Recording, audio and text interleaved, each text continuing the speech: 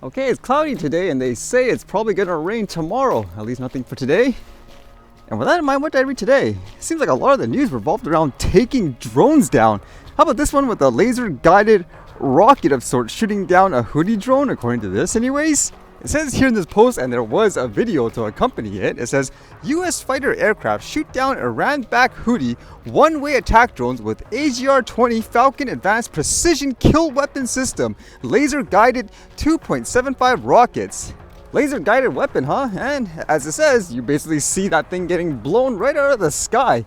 Funny enough, from reading some of the comments and so forth online, people were criticizing how you're using such high-tech or potentially expensive ways to take down a drone. In this case, would you actually care if it's in the battlefield overall? Like in the moment, I would assume you just want to take it down any means necessary, right? But then again, it is kind of crazy if you're using, let's just say, half or $1 million missiles to take down some drone that costs maybe $2,000 or something like that. I mean, it's just a matter of time where they'll start draining you and you'll have to, I guess, give up afterwards, huh? And again, still with that theme today of drones being taken out of the sky. How about this one? I'm always curious in terms of what kind of hardware people are using too. And this one here says Turkish occupation. Drone shot down in Tal Tamar. From looking at the pictures, it's not any type of drone that I would immediately recognize anyways in terms of a commercially produced one.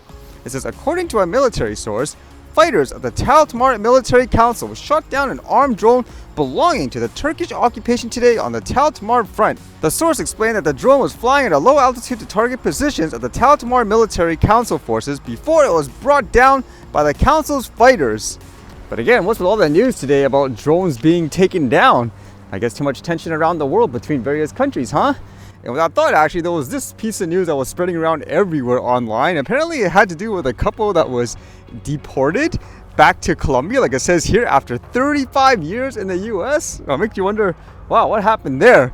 Were they illegal immigrants, for example? Which actually was the case, but it's kind of interesting. 35 years? According to this anyways, it says a routine visit to immigration authorities became the turning point for the Gonzalez family in the United States. Gladys and Nelson's story in the country has come to an end after 35 years. The couple has been swallowed by the deportation machine that the Trump administration set in motion after taking office. It mattered little that Nelson and Gladys had a long history in California, 3 American daughters, and a clean criminal record.